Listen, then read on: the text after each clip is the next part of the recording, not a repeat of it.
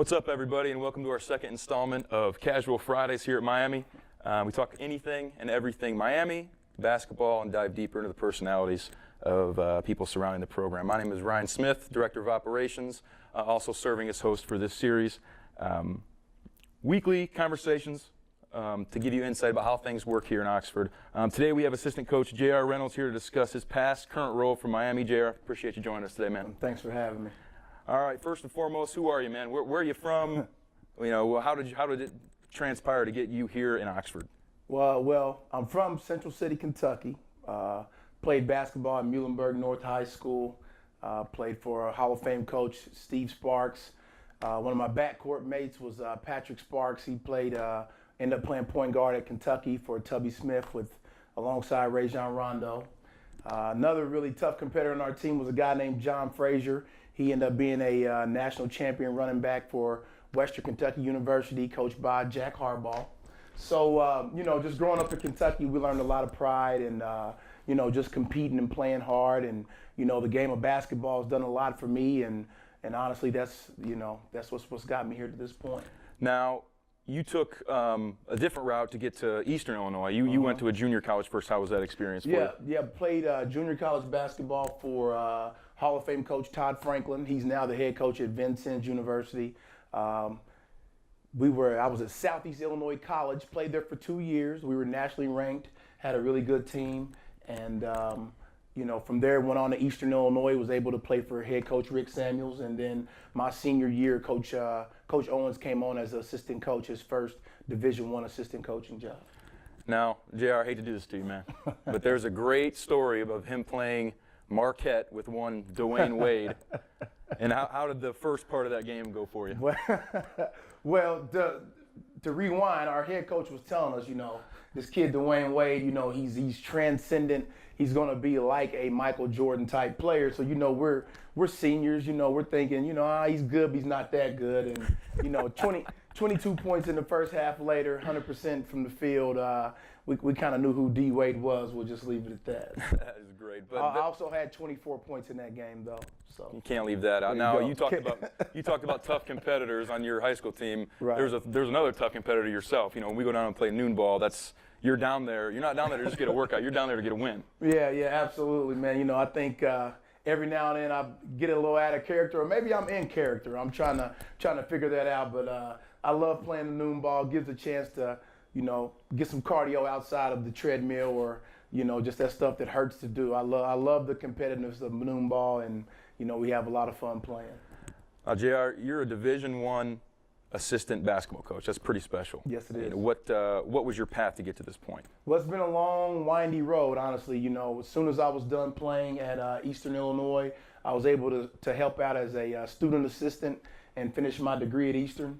Right away, I was able to go back to the junior college I played at, and was assistant coach for Todd Franklin again at Southeast Illinois. And Freeze. There's another hat he wore, pun intended, at that junior college. You were an assistant basketball coach, but also what? I was also the head softball coach. And this is not a joke. Not a joke at all. It was. Some people might have thought it was a joke, but no, I was the head softball coach there for 3 years. Just a very unique experience.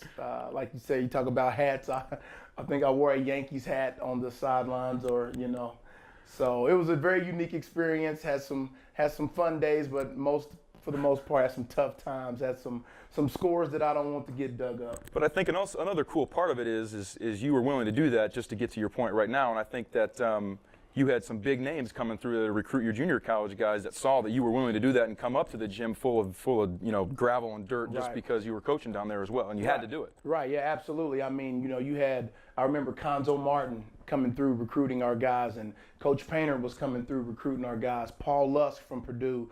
Steve Prone was an assistant coach at Murray State. Now he's the head coach at Iowa State. I got to be really good friends with Chris Lowry, associate head coach at Kansas State. So just doing whatever it took, and that was my mind frame. And yes, there were many days where I'd come up straight from the softball field with, dust and dirt in my hair and all up my legs. But, obviously it was all worth it because I'm still really good friends with all those guys. And I still appreciate the opportunity I had at Southeast Illinois College. Now, you went from that junior college to the high school ranks for a couple years, and you were at a high school in Indianapolis. How did that help your transgression into being a coach? Well, actually, I went from the junior college. I got out of coaching for a while. I put my degree to work, got a degree in econ from Eastern. So I tried the business world, and then Coach Painter and Coach Owens had an opportunity for me at Purdue. So I was a grad assistant for 3 years at Purdue. And then I was a assistant coach at North Central High School for Indiana Hall of Fame coach Doug Mitchell. And that was just an unbelievable experience coaching at the high school level. Actually, a great story about Jared. He doesn't even know I'm going to bring this up. I was a sophomore at Purdue, and he was a graduate assistant for the Purdue men's basketball staff. And he actually had to stay with us and kind of monitor us, if you will, at the Union Hotel the night before home games. And we were on a 3-game skid. We were projected top 3 in the league, top 25 in the country. We had a 3-game skid to start the Big Ten season. I'll never forget this. It's kind of just proves his positivity and his outlook on life. He brought us into his room, the whole team, and he said, "Guys, you're playing Division I college basketball. This is supposed to be special. This is supposed to be fun. This is the best time of your life. You got to enjoy it." And lo and behold, we went on to win 10 straight and get a share of the Big Ten title. So I think that is a great kind of story about who he is and how he approaches the game. Well, and just I had never been at that level. I'd never been at the Big Ten, the high major level, and I could see it, I could feel it. Everybody was stressing, and it was just real serious, and the goal was to win the Big Ten, and I knew we had the team to do it, and you guys just had to, just relax and play and enjoy it, and I knew it wasn't easy to do because, it was a very high level of competition, and not to say that speech was the difference, but I appreciate you remembering that, though. And so. you spent time in the junior college ranks, the high school ranks, then you were graduate assistant at the Big Ten level. Which do you think prepared you most for the role you're in right now? Great question. I would say, all of them came together because, at the high school I was at, it was extremely high level competition. The junior college I was at, we were nationally ranked. It was an extremely high level competition. And obviously, being in the Big Ten, it was the highest level of competition. So I'm going to say all 3 of those experiences came together. And, being in the OVC as well, working at Eastern Illinois, I mean, just the competition and how hard it is to be an okay team and how special you have to be a good team, all those experiences came together. So here we are. You're at Miami. Mm-hmm. You found this has got to be a dream job for you. It is for me. Absolutely. What advice would you give someone who's trying to crack this business? Because it's not easy. I remember being, a high school coach and sending out 300 emails after every season trying to get on someone's staff, and it's not easy. So what advice would you give someone trying to get on? Just very simple advice. Just get in and stay in. Figure out how you can get in. Take advantage of grad assistantships.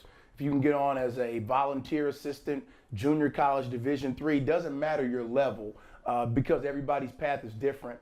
And I would just say again, once you get in, just work it, network it, work as hard as you can, and just stay in the game. Don't flip-flop back and forth thinking, I want to do this, maybe I don't.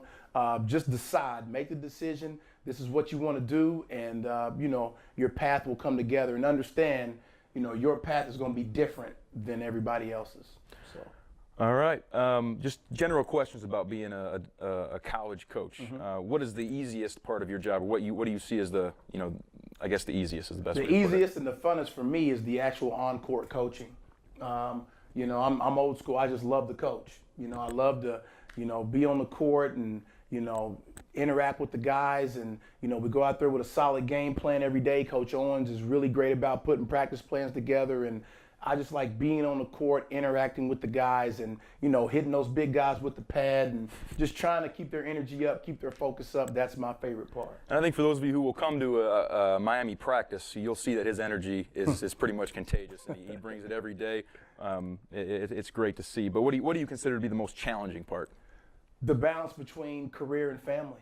I mean, that's the ultimate challenge probably for any college coach, professional coach, high school coaches, not being overconsumed with work and understanding ultimately, the most important thing is family. That is the most challenging thing because, it's the highest of highs and the lowest of lows in competitive sport. And you just don't want to bring that stuff home and have it affect your relationships with your family. Now, having said that, during the season, those are dog days, man. You get in the middle of January, start of February. What's your typical day look like during the season? Well, during the season, you try to get in early, but you've probably been there very late the night before. People need to really understand that, and you just try to get in early and make sure you're organized, and especially if it's your scout. Say you have a conference game coming up and it's your scout. You just need to be well prepared with your notes and your ideas you have for the head coach, and all your film needs to be broken down, and have those things ready, because you're going to meet with the head coach, then you're going to meet as a staff, then you're going to put your practice plan together accordingly, then you're going to watch film with the team, then you're going to practice, and you look up and it's 5:30, 6 o'clock in the evening, and now you've got to try and make some recruiting calls and just touch base with some people you need to touch base with. So every day is never really the same, but some of those parts, especially during the season, are pretty much the same. No, there's no doubt. You blink and it's November, and you blink again, and it's the start of March, and you're getting ready to finish your season out. But obviously there's a lot of travel that goes on during the season, and as an assistant coach, you got to be out on the road too in April and July. What's that like for you? I like being out on the road recruiting. One, because it's exciting just to go out and recruit and try to figure out who are the right young men to bring into your program. And some of the cities we go to are nice, so it is fun to go to Atlanta or go to Las Vegas or to Dallas for these recruiting events. And yes, you're there for work, but it also has a feel of just being out of the office. I mean, anybody in this business will tell you, being out of the office is just a great feeling. So I get excited around, the live periods in April and in July, really just to be out of the office and, recruit those potential next Red Hawks. Well, let me ask you this. I think Indianapolis personality Dan Dockich kind of put a stamp on this as well, and I'm gonna play off of that a little bit here. A lot of college coaches go into those recruiting periods like, man, this is a drag. This is a grind. We're in the gym from 8 a.m. to 8 p.m. Right. Give us some perspective on that. Well, for me, no offense, a lot of guys in coaching have only coached. I've had several jobs, real jobs. I've carried sheetrock in 100-degree weather and tough, really actual jobs. So for me, it's laughable to think that people think it's a grind to sit and watch basketball from 8 in the morning to sometimes 10 at night. Does it get a little, does your back hurt a little bit? Do you get a little tired and all that stuff? Absolutely. Are you hungry? You get a headache? Yes. But at the end of the day, and no offense to the guys who do this type of work, but when you see guys holding the road signs and people out there actually have to clock in at 6:45 a.m. and don't clock out till 5 that evening, that's a real job. And I'm just appreciative for the opportunity that I can sit in an air-conditioned gym and the only thing I have to worry about is, what's the meal going to be at different sites. So I love it personally. And you get to watch good hoop. I mean, you're sitting in an air-conditioned gym when it's 90 degrees outside watching good basketball players, watching good games. Right, absolutely. So now just dive a little deeper into AAU for me. You got a son that's getting about to the age where he's going to get really deep into playing AAU basketball and playing outside of what his normal school season would be. Right. What are you going to look for as a father for an AAU team for him? Well, first of all, a competitive team. I don't want him to be on a team that's completely loaded and it's, a foregone conclusion every game. But I want him to be challenged. I want him to be on a team where, they're still teaching the fundamentals, even though it's AAU and it's summer ball. But at the same time, just an opportunity to grow throughout the summer, get that experience, and just play for a winning team and, some coaches that are really pushing him and not just using those guys to run their wins up in an AAU situation. Absolutely. All right, so we're here at Miami. We moved to Oxford a year ago. One thing I would like to highlight that many people don't know is when we first got here, before we all found places to live, we lived in and we all moved into a farmhouse together, and there was 6 of us living in the farmhouse. And actually, we were roomies. We were bunked up together in the top room, which was fun. But Oxford is itself, what's the most attractive thing about Oxford? Well, the most attractive thing about Oxford and Miami as a university is the campus.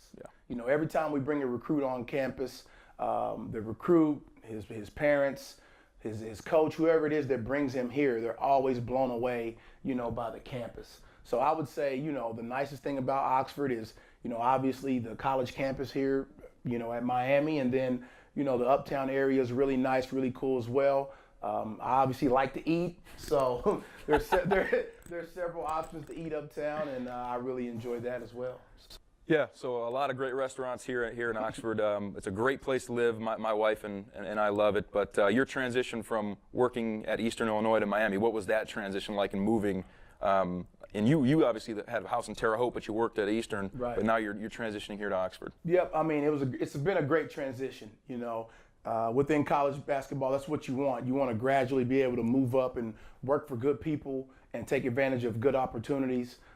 My 4 years at Eastern Illinois, I worked for a great boss, great head coach, and Jay Spoonhour. Coach Spoon gave me a lot of leeway to kind of learn some things on my own, and you know, he gave me a lot of responsibility there. So that was a great learning experience. The OVC is a great basketball league, and again, I was appreciative of that opportunity from Coach Spoon. That was my first Division I opportunity, and now that I'm here in Miami, we're in the MAC.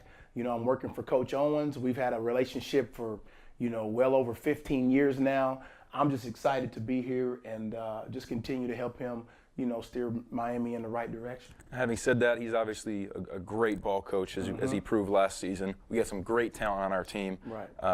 What was the one moment in particular last year that really stood out to say, hey, this could be something special? Well, there were two moments for me, honestly, and one was going on the road and beating Fordham in our first game. Honestly, that was an eye-opener to me that, man, we have a chance to have a special season. Coach Neubauer had been at Eastern Kentucky, so I was familiar with him. And, you know, just going into New York, it was kind of a strange trip for us, you know. And at the end of the day, though, getting that first D1 victory in our first try, that was an eye-opener to me on what we could possibly do. And then beating Buffalo at home, you know, the team that was obviously the cream of the crop in the MAC, and beating them at home and beating them in a way like it wasn't luck. It wasn't, I mean, it was a back and forth game.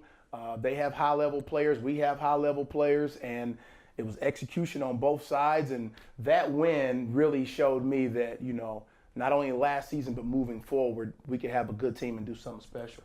And next year, I mean, what are your expectations? We got like a ton of returners, got a lot of experience with some young guys. You know, what do you foresee happening? Well, I'm not really a superstitious guy, but I don't want to project really, you know, wins and outcomes and everything. But I do look for us to just be a more consistent basketball team next year. Some of those younger guys will not make the young mistakes as they did last season. And I just look for us to be a more consistent ball club, which I think with that, I think will lead to more wins ultimately. And, you know, pray the Lord that, you know, we have our health down the stretch. And I think that we can make some noise next year in the MAC tournament and hopefully move forward. Absolutely. Now, in the office, JR is kind of the guy, he's considered like a hype man. He's kind of like Don King a little bit in the office a little bit. But we always banter back and forth about the NBA. We discuss the NBA almost every day. Every day. You were old enough, you know, no offense, you're old enough to really appreciate Michael Jordan in his prime. Right. And now we're witnessing, pun intended, witnessing it. Literally witnessing. With LeBron James here in 2018. What are your thoughts? Who's the better basketball player? And I mean, in my opinion, I mean, Michael Jordan he's still the GOAT. He's still the greatest of all time. I will say this, though. I feel that, you know, there's nothing I've seen Michael Jordan do on the basketball court that at this point I haven't seen LeBron James also be able to do. Now, we can talk about who had what players and help and all that. In my personal opinion, at the end of the day, those two guys are two great players.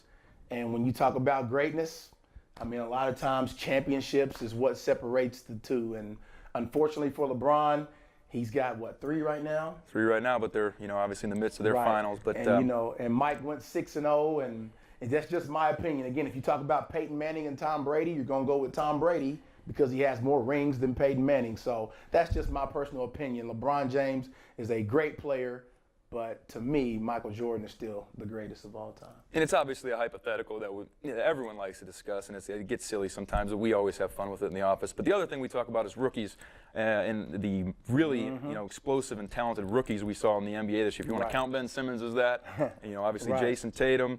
But, you know, who was the rookie that you think is going to be the next Kobe, the next LeBron, the next? You know, and they lost in the second round, so he's kind of gotten forgot about a little bit. But Donovan Mitchell, I mean, he was a special rookie this year. Took the Utah Jazz to the second round of the NBA playoffs, and did it in the Western Conference. Now, with that being said, I feel like Jason Tatum is probably the guy who's in line to be the next, you know, transcendent type player. Kobe Bryant Kevin Durant type player, especially offensively. Now we're in the midst of the 4th Cavs-Warriors finals in a row. Are you getting sick of it, or you think this is generational and we should appreciate this moment, appreciate this time? Well, I'm not getting sick of it. It would have been nice to maybe see somebody else compete for the championship, but when you really look at it, I mean, you're going to see the top 4 or 5 players in the NBA go for the championship, and you can't. That's must-watch TV at the end of the day. So I'm definitely going to appreciate it. I'm going to enjoy a cold glass of Kool-Aid and sit back and watch all those games. Absolutely. All right, I got some rapid-fire questions here for Coach Reynolds. All right. Favorite athlete to watch when you were in high school? Michael Jordan. If you weren't coaching college basketball, what would you be doing? Business owner, barbershop, or some type of maybe barbecue spot. Yeah. Last book you read? The last book I read. I read 3 books last year. The last one was Seats of the Soul. Favorite vacation spot? Cancun. Favorite sport other than basketball? Football. Vanilla or chocolate? Chocolate. All right. Well, JR, hey, man, we appreciate you coming on today. Thank you All for right, having that'll me. do it for this installment of Casual Fridays. We appreciate everyone watching. Come fly with us next week as we talk to strength coach James Carsey. All right.